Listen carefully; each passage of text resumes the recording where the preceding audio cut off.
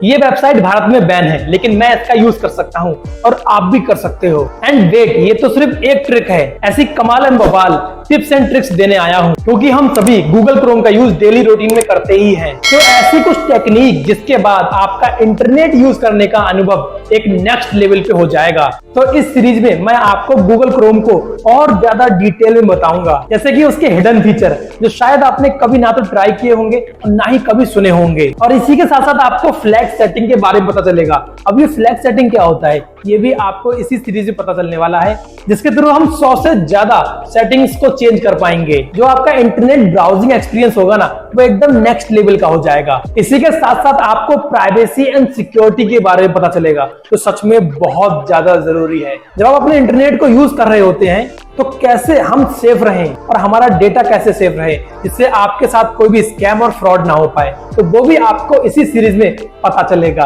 And आपको पता है, हम एक्चुअल में 40% से ज्यादा इंफॉर्मेशन को निकाल ही नहीं पाते इंटरनेट पे। गूगल क्रोम के अंदर हम कैसे सर्च करें जिससे कि हमारे काम की चीजें आसानी से हमको मिल जाएं, तो वो सारी चीजें आपको पता लगेंगी इसी सीरीज के अंदर।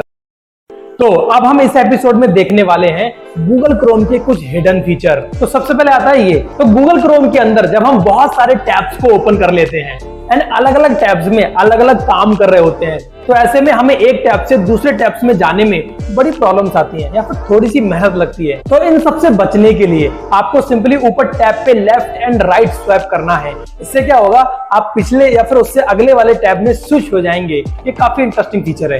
हाँ जी, अगर आप ऐसी वेबसाइट को यूज करना चाहते हो जो भारत में बैन है, तो उसके लिए आपको कुछ नहीं करना है, क्रोम की सेटिंग में जाना है एंड यहाँ पर एक ऑप्शन मिलेगा प्राइवेसी एंड सिक्योरिटी का, उस पर क्लिक कर देना है। एंड जब आप हल्का सा स्क्रॉल करोगे तो आपको एक ऑप्शन मिलेगा यूज सिक्योर डीएनएस, उस पर क्लिक करना है।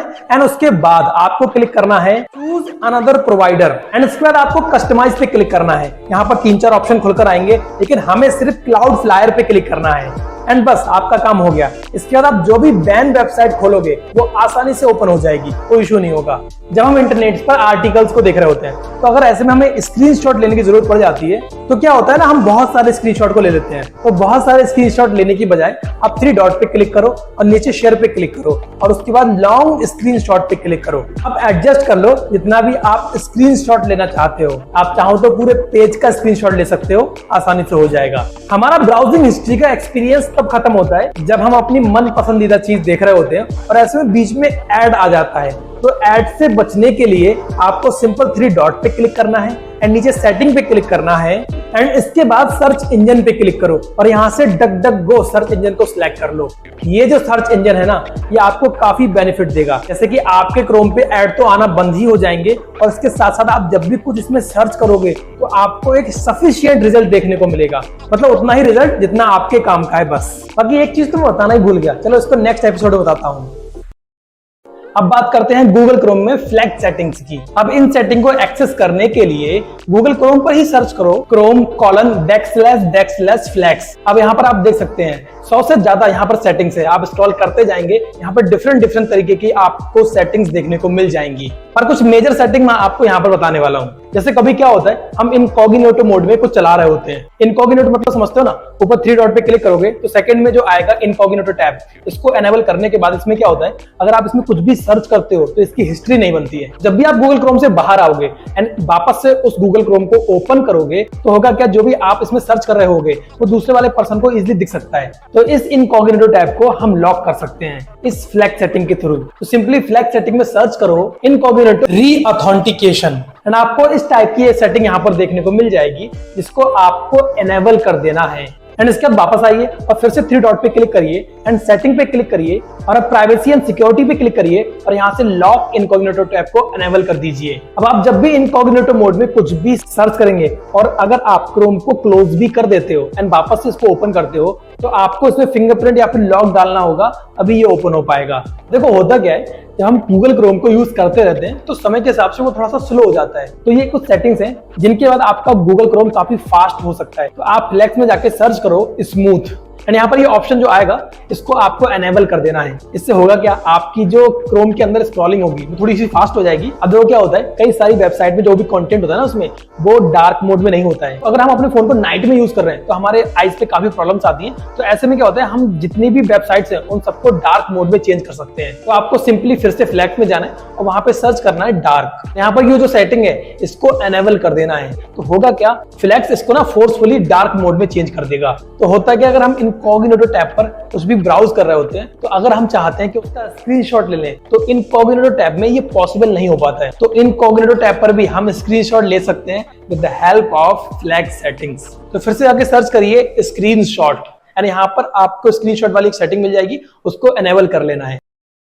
देखो, इंटरनेट यूज करते टाइम प्राइवेसी एंड सिक्योरिटी बहुत ज्यादा जरूरी है, क्योंकि ऐसे में आपका डेटा लीकेज होने के बहुत चांसेस रहते हैं या फिर आपके साथ कोई फ्रॉड या फिर स्कैम भी हो सकता है। तो इन सबसे बचने के लिए गूगल क्रोम की कुछ सेटिंग्स हैं जो बताने वाला हूं। तो इसके लिए आपको 3 डॉट पे क्लिक करना है और सेटिंग पे क्लिक करिए एंड इसके बाद प्राइवेसी एंड सिक्योरिटी पे क्लिक करिए एंड नीचे सेव ब्राउजिंग से इनहेंस प्रोटेक्शन पे क्लिक कर दीजिए। इससे होगा ये कि कोई भी डेंजरस वेबसाइट है जब भी आप उनको विजिट करने चलेंगे तो ये आपको वार्न कर देगा कि ऐसे में क्या होगा, आपका डेटा लीक हो सकता है या फिर आपके साथ कोई स्कैम हो सकता है, ये आपको पहले से ही वार्न करके रखेगा। तो इसको जरूरी से आप इनेबल कर लीजिएगा। अब देखो, आप अपना पासवर्ड और आपका गूगल क्रोम सेफ है या नहीं इसको भी आप चेक कर सकते हैं इजिली। 3 डॉट पे क्लिक करो, फिर सेटिंग पे क्लिक करो और यहाँ पर सेफ्टी चेक पे क्लिक कर दो। अब ये डिटेक्ट करने लग जाएगा कि आपका क्रोम ब्राउजर सेफ है या नहीं, या फिर आपका पासवर्ड कहीं लीक तो नहीं हो रखा है, ये सब आपको बता देगा। एंड फिर से वही कि बहुत सारी वेबसाइट हार्मफुल होती हैं, आपका डेटा लीक कर सकती हैं या फिर आपका कैमरा एक्सेस कर सकती हैं और यहाँ तक आपकी लोकेशन को भी ट्रैक कर सकती हैं। ऐसे में क्या करना है, आपको 3 डॉट पे क्लिक करना है एंड फिर से सेटिंग पे क्लिक करना है एंड फिर से प्राइवेसी एंड सिक्योरिटी पे क्लिक करना है। हल्का सा स्क्रॉल करोगे तो आपको एक ऑप्शन मिलेगा ऑलवेज सिक्योर कनेक्शन। इससे क्या होगा, जितनी भी HTTPS वाली वेबसाइट होंगी वही आपको शो होंगी। मतलब कि HTTPS, एस का मतलब होता है सिक्योर। किसी भी वेबसाइट के URL के आगे एस लगा हुआ नहीं है, इसका मतलब वो वेबसाइट सिक्योर नहीं है। तो वो वेबसाइट को विजिट करने से ये जो सेटिंग है आपको बचाएगी। अब कई बार क्या होता है, हम बहुत सारी अलग अलग वेबसाइट विजिट करते रहते हैं और उनको परमिशंस देते रहते हैं अपने माइक्रोफोन की, कैमरा की और लोकेशंस की या बहुत सारी चीजों की, और हमें जाने अनजाने में ये चीज पता ही नहीं होती कि कौन सी वेबसाइट के पास हमारा कौन कौन सा एक्सेस है। तो इसको ऑफ करने के लिए आपको 3 डॉट पे क्लिक करना है एंड सेटिंग पे क्लिक करना है और इसका स्क्रॉल करोगे तो आपको मिलेगा एक साइट सेटिंग का ऑप्शन। यहाँ पर आपको आपके फोन की सारी परमिशन शो हो जाएंगी एंड बारी बारी से आप क्लिक कर करके देख सकते हो कि कौन सी वेबसाइट के पास आपके किस पर्टिकुलर चीज का डेटा एक्सेस है। जैसे कि आप कैमरे पे क्लिक करेंगे तो यहाँ पर दिख जाएगा और माइक्रोफोन पे क्लिक करेंगे तो यहाँ पर दिख जाएगा कि कौन सी वेबसाइट आपका माइक्रोफोन और कैमरा यूज कर रही है।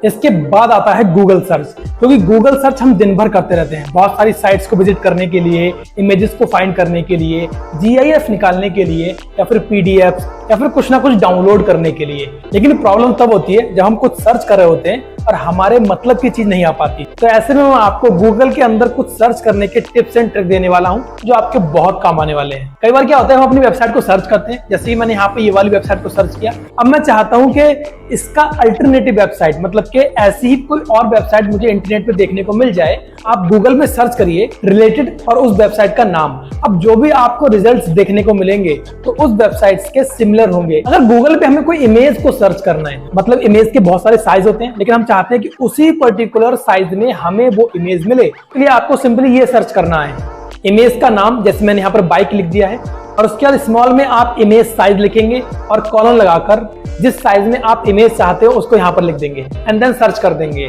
इसके बाद जितनी भी इमेजेस आएंगी वो इसी साइज में आपको देखने को मिलेंगी। इससे आपका काफी टाइम बच सकता है और इसको डाउनलोड भी कर सकते हो। फर्ज करिए कि गूगल पर आपको 2 चीजें सर्च करना है। अब आप चाहते हैं कि गूगल मुझे 2 रिजल्ट ला कर दे, मतलब कि या तो मुझे ये पर्टिकुलर चीज मिल जाए या फिर ये चीज मिल जाए। तो ऐसे में आप 2 चीजें भी सर्च कर सकते हो। सिंपली आप अपनी पहली चीज को लिखेंगे, उसके बाद OR लिखेंगे, ये कैपिटल में होना चाहिए, और उसके बाद दूसरी चीज लिख देंगे और उसको जो चीज पहले मिल जाएगी वो आपके लिए ला कर दे देगा।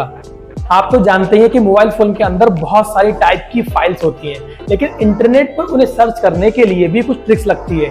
सपोज करिए आपको कुछ PDF में चाहिए, तो ऐसे में आप वो चीज लिखिए जो आप सर्च करना चाहते हो एंड इसके बाद फाइल टाइप लिखिए और कॉलर लगाकर पीडीएफ कर दीजिए। आप इसको डॉक भी कर सकते हो, मतलब जिस भी फॉर्मेट में आपको वो चीज सर्च करना है यहाँ पर वो चीज लिख सकते हो। जैसे ही आप सर्च करेंगे तो आपको वही रिजल्ट शो होगा जो आपने फाइल टाइप में लिखा था। अगर आप चाहते हैं कि गूगल आपको उसी साइट का ही कंटेंट दिखाए तो सिंपली सर्च करिए साइट और उस वेबसाइट का नाम लिख दीजिए। जैसे ही आप सर्च करेंगे तो उसी वेबसाइट से रिलेटेड ही आपको चीजें दिखाई देने को मिल जाएंगी।